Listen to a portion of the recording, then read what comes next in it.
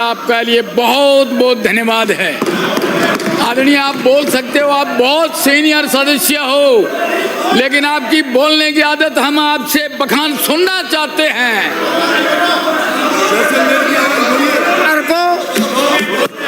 सभापति महोदय, आदरणीय, को भजन मंत्री अभी भाषण पर भजन लाल मंत्रिमंडल के बजाय पलटू राम जी का मंत्रिमंडल सदस्यों ने अपने अपने विचार रखा। पक्ष और विपक्ष ने भी चर्चा की। सभी के विचार स्वागत योग्य है। आदरणीय, विपक्ष ने अपने विचार में चर्चा, आरोप भी लगाए, प्रति आरोप भी लगाए। अच्छी बात है, आरोप लगाना आपका धर्म है, लेकिन कुछ आरोप के सच्चाबासी भी देते। कहने ये अच्छा काम हुआ है। मैं ये कह सकता हूं कि हमारी सरकार आते ही जो बजट आपको मिला है, ऐसा पहला बजट कभी नहीं आया। मेरा भी तीसरी बार यहां आने का। आदरणीय, हम सब की सोच है, अपन चाहते हैं कि किसी भी तरीके से अंतिम छोर में बैठा हुआ मेरा भाई, उस सब का कल्याण हो।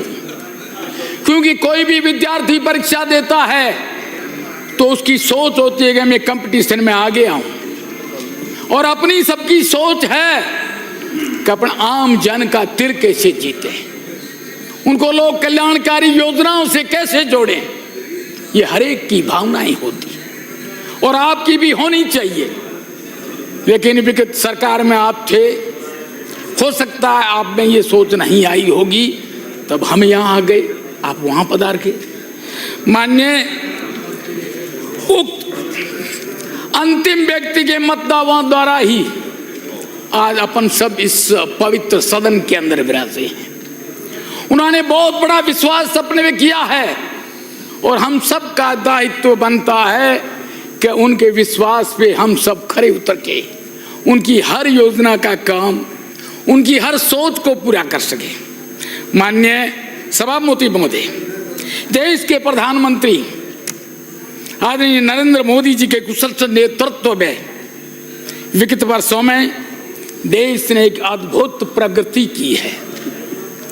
हाल ही में 2025 और 26 का केंद्र का बजट, यह बजट जन केंद्रित और विकासोन्मुखी बजट है। माननीय, मैं वित्त मंत्री श्रीमती निर्मला सीतारमण जी को उनके 8वें बजट के लिए बधाई देते हुए, बजट देश की आर्थिक प्रगति और सामाजिक कल्याण की दिशा में एक महत्वपूर्ण कदम है। आदरणीय, ये बजट राजस्थान समेत देश के सर्वांगीण विकास की दिशा में एक सहायक कदम होगा। आयकर सुधार में मध्यम वर्ग के क्रय शक्ति बढ़ाने के लिए आयकर छूट 6 लाख से 12 लाख देना एक स्वागत योग्य है कि आम मध्यम व्यापारी, मध्यम वर्ग का आदमी, हर आदमी को बहुत बड़ा बेनिफिट मिला है। ये बजट न केवल परिवार को राहत देगा, बल्कि अर्थव्यवस्था को भी गति प्रदान करेगा। आदरणीय, हम सब की सोच है कि देश हमारा प्रथम, हमारा मूल मंत्र कि हमारा देश प्रथम हो। माननीय सभापति महोदय, प्रदेश में औद्योगिक विकास के लिए अपार संभावनाएं हैं। प्रदेश की अर्थव्यवस्था अच्छे लक्ष्य तक पहुंचे, ऐसी हम सब की सोच है। इसको साकार करने के लिए माननीय मुख्यमंत्री भजन लाल जी ने rising Rajasthan global investment summit की उनकी दूरदर्शी सोच का सफल उदाहरण आया है। आदरणीय, साथ ही माननीय मुख्यमंत्री जी ने 35 लाख करोड़ रुपए के निवेश की मजबूत बुनियादी रखी है। माननीय सभापति महोदय, प्रदेश के माननीय पूर्व मुख्यमंत्री का भी एक लक्ष्य था और सोच थी। उनके नेतृत्व में तत्कालीन राज्य सरकार ने पहली बार इस योजना के माध्यम से राजस्थान को सर्वसज्ज बनाने की एक महत्वाकांक्षा विजन प्रस्तुत किया था। लेकिन दुर्भाग्य हुआ कि विगत सरकार के समय राजनीतिक लाभ के कारण इस परियोजना को अटकाया जाता रहा। ये क्यों अटकाया गया, ये सोच विपक्ष के माननीय सभी सदस्यों को सोचना है। माननीय सभापति महोदय, राजस्थान प्रदेश सदियों से जल संचयन और जल संरक्षण की परंपरा रही है। विशेषकर हमारा पश्चिमी राजस्थान, जिसके अंतिम छोर जिला जैसलमेर में मैं रहता हूं, जल संचय के लिए महत्व और बेहतर समझता था। वहां पानी मांगा जाता था तो आदरणीय सभापति जी घी का लोटा दिया जाता था। पानी इतना अमूल्य था। आदरणीय उस सोच के साथ माननीय मुख्यमंत्री जी ने ये प्रयास किया गांव और ढाणी में बसे लोगों की पेयजल व्यवस्था सुलभ हो। जल जीवन के मिशन के रूप में विगत सरकार को हर घर हर नल्ले पहुंचाने का बड़ा अवसर मिला था। दुर्भाग्य हो से उन्हें इसे शुरू करने का अपना कीमती समय जाया किया। आपके पास बहुत बड़ा समय था, बहुत बड़ी सोच थी कि इस जल जीवन मिशन को आम ढाणी और गांव तक पहुंचे। कार्य शुरू किया तो ये बहुत सारे घोटाले आदरणीय हुए और उसका मैसेज, उस प्रदेश पूरे का मैसेज देश में बदनामी के लिए हुआ। ये आप और हम आम जन को पता हो गया है। माननीय हम सभा, अब हमारी सरकार इस स्थिति को सुधारने के लिए जुटी है। आदरणीय जैसलमेर एक अलग जिला है और मानव पेयजल के लिए आपने इस जल जीवन में 55 लीटर दिया है।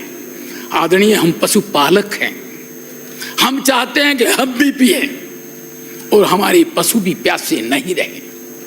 लेकिन जिस योजना के हिसाब से 55 लीटर पानी मिलेगा, उसमें पशुधन को भी जोड़ा जाए ताकि हमारा पशु भी वहां प्यासा न रहे।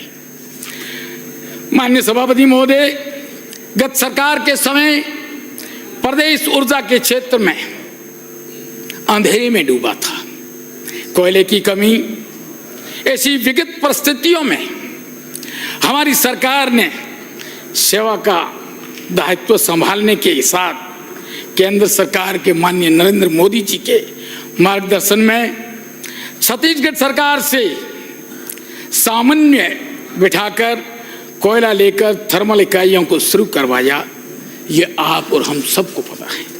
माननीय सभापति महोदय, हम चाहते हैं ऊर्जा के क्षेत्र में आदरणीय जैसलमेर को विशेषकर सोलर में आपने चुना है, हम उसका स्वागत करते हैं। माननीय, निवेदन करना चाहता हूं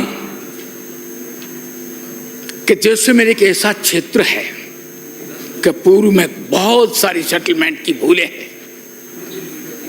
हमारे पूर्वजों ने कई वृक्ष लगाए थे, चाहे वो खेजड़ी हो, चाहे वो जाल हो, चाहे वो बोरडी हो, और उसका हमने नाम दिया था कि मुंहमुखी ये हमारी ओरण है, इन देवताओं के नाम होगी। और गांव के अंदर इस प्रकार के आघोर थे, तो तालाब हो चाहे पशु वितरण के लिए जगह हो। लेकिन भूल इतनी रही आदरणीय कि उसको सेटलमेंट के रिकॉर्ड में हम दर्ज नहीं करा पाए।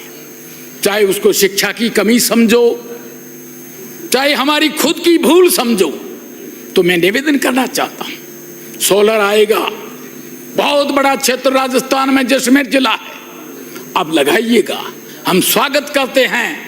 लेकिन हम ऐसी जगह चॉइस आपको देना चाहते हैं जहां इस प्रकार का ओरण विद्यमान नहीं हो।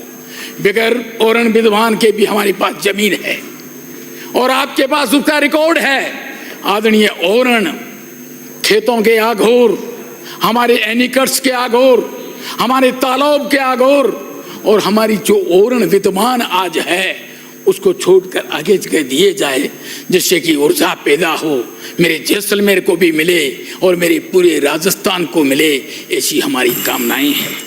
आदरणीय माननीय सभापति महोदय, साथ में प्रदेश के मुखिया का भी विजन है कि हमारा प्रदेश ऊर्जा से क्षेत्र में कैसे आत्मनिर्भर बने। ये लक्ष्य आपने जो सोचा है आदरणीय, ये लक्ष्य आपका पूरा हुआ। आने वाले वक्त में हमने 1,000 10,000 किसानों को कृषि कनेक्शन भी दिए, 5 लाख 6,000 घरेलू कनेक्शन भी दिए, क्योंकि मेरा क्षेत्र बहुत लंबा है, क्षेत्रीय आबादी है। मैं धन्यवाद देता हूं माननीय मुख्यमंत्री जी को और माननीय देश के मुखिया आदरणीय नरेंद्र मोदी जी को, जिन्होंने इस सोच के साथ देखा कि क्षेत्रीय आबादी के गांव को लाइट कैसे पहुंच सके। आज हम खुशहाल हैं, हर घर उजाला है, और जब सीमांत पे हम खड़े रहते हैं तो आम जगह तक ये लाइट लगती है कि कहीं ये शहर तो नहीं है।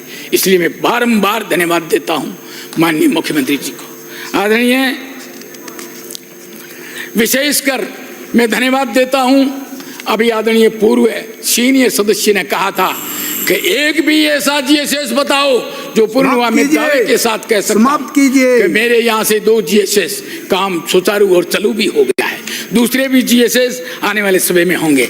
आदरणीय सभापति जी 2 मिनट और दीजिए ताकि थोड़ा सा पेपर बताऊं, ये मेरी विशेष व्यथा है।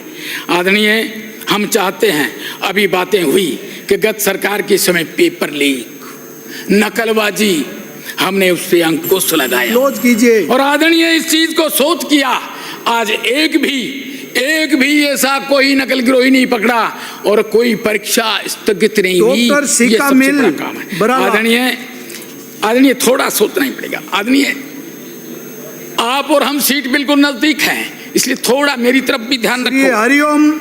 आदरणीय, हम चाहते हैं कि जिस हिसाब से आज सरकार की जो प्रोग्रेस हो रही है, सरकार के जो काम हो रहे हैं, उसमें से विशेषकर सड़क निधि के लिए निवेदन कर रहा हूं।